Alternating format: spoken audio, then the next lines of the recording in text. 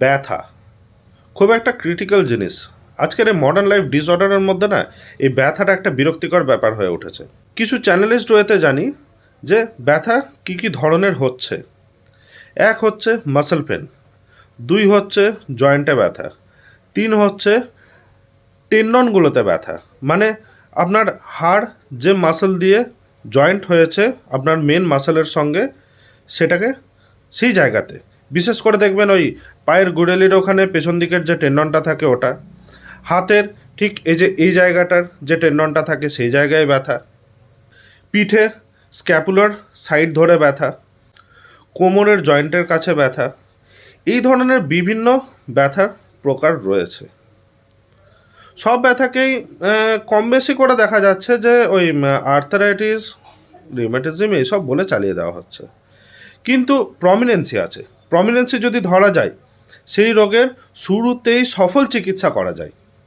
যদি আপনি জিনিসটার ক্রনিসিটি না বাঁধিয়ে রেখেছেন, তাহলে সেই ডিফরমেশনকে ওই জায়গাতে স্টপ করা সম্ভব। আর যদি ক্রনিসিটি বাঁধিয়ে রেখেছেন, তাহলে সেই জিনিসটাকে মিনিমাইজ করে দেওয়া সম্ভব। হ্যাঁ, হাড় যদি ক্ষয় হয়ে গিয়ে থাকে অলরেডি, সেক্ষেত্রে রিগেন করাটা খুব একটা সফল চিকিৎসা নয়। কারণ দেখা গেছে যতই ক্যালসিয়ামের মেডিসিন নিন কি বিভিন্ন রকমের বাদবাকি যে মেডিসিন বা সাপ্লিমেন্ট নিন, হাড় কিন্তু যেটা ক্ষয় হয়ে গেছে সেটার গজায়নি। আলটিমেট এন্ড হচ্ছে অপারেশন, কিন্তু অপারেশনের সাকসেস রেটটা ডিফার করে যায়। ম্যাক্সিমাম ক্ষেত্রে সাকসেস হয়, কিন্তু একটা মেজরিটি কেস যেটা দেখা যাচ্ছে যে পুরোপুরি সাকসেস না। মানে আপনি যে অপারেশন করালেন, যে প্রবলেম থেকে মুক্তি পাওয়ার জন্য অপারেশন করালেন, আপনাকে সে খুঁড়িয়ে খুঁড়িয়ে হাঁটতে হচ্ছে। ব্যথা সিজনাল যে ব্যথাগুলো, মানে সিজন চেঞ্জের সময় যে ধরনের ব্যথাগুলো হচ্ছে সেগুলো হচ্ছেই। হ্যাঁ, তাহলে মানে যে অপারেশন করিয়ে একটা যে প্রমিনেন্সি চাইছিলাম যে পুরোপুরি আমি সুস্থ হয়ে যাব, সেটা কিন্তু হতে পারছি না। এই ধরনের ব্যাপারগুলোর থেকে আগের থেকে সাবধান হন। আগের থেকে কীরকম, যখন আপনার সিমটম একটা প্রাইমারি স্টেজে দিচ্ছে সেই সময়। কারণ প্রাইমারি সিমটমে দেখা গেছে, আমি আমাদের ক্লিনিক শ্রেয়ান হোমিও কেয়ারে দেখেছি ডক্টর সাইনি এই ধরনের ট্রিটমেন্ট করেছে, প্রাইমারি স্টেজে কিন্তু রেজাল্ট ভালো আছে, কিউরেটিভের দিকে চলে যায়, একটা জায়গায় গিয়ে আটকে রেখে দেয় ব্যাপারটাকে, আর প্রোগ্রেস হতে দেয় না। আপনার যে প্রবলেমটা সেটাকে আর প্রোগ্রেস হতে দেয় না, ফলে আপনার ভোগান্তিটা আর বাড়ে না, বরঞ্চ রিভার্স করতে শুরু হয়। হ্যাঁ, এবার সাকসেস রেট কতটা, কী না কী ব্যাপার, এই ব্যাপারগুলো ডিপেন্ড করছে পেশেন্টের ক্রিটিক্যালিটির ওপর। পেশেন্ট কতটা ক্রিটিক্যাল অবস্থায় দেখাতে এসছে। পেশেন্ট যদি বেশি ড্যামেজ করে আসে, সেক্ষেত্রে কিছু ক্ষেত্রে দেখা যায় রিভার্স করা সম্ভব হয়নি। আবার কিছু ক্ষেত্রে দেখা যায় যে পেশেন্ট পুরোপুরি সুস্থ হয়ে তার নিজের নর্মাল লাইফ লিড করছে, নিজের কাজ কারবার চালিয়ে যাচ্ছে, তাকে কোনো ফার্দার মেডিকেশান নিতে হয়নি। ব্যথার ওষুধ বলুন কি নার্ভ পেনের মেডিসিন বলুন, এই ধরনের কোনো মেডিসিন কিন্তু নিতে হয়নি, যে কারণে সে সুস্থ আছে।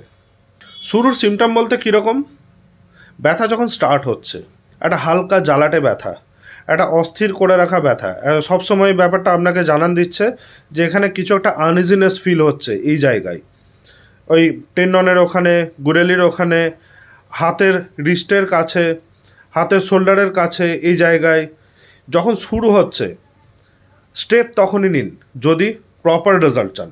আর যদি মনে করেন যে হ্যাঁ আমার জাস্ট রেগুলার মেডিকেশান চলতে থাকবে, আমি লোককে বলতে পারবো যে আমি এত লাখ টাকার মেডিসিন খাই বা মাসে আমার 10-12 হাজার টাকার মেডিসিন লাগে, সেক্ষেত্রে আলাদা ব্যাপার।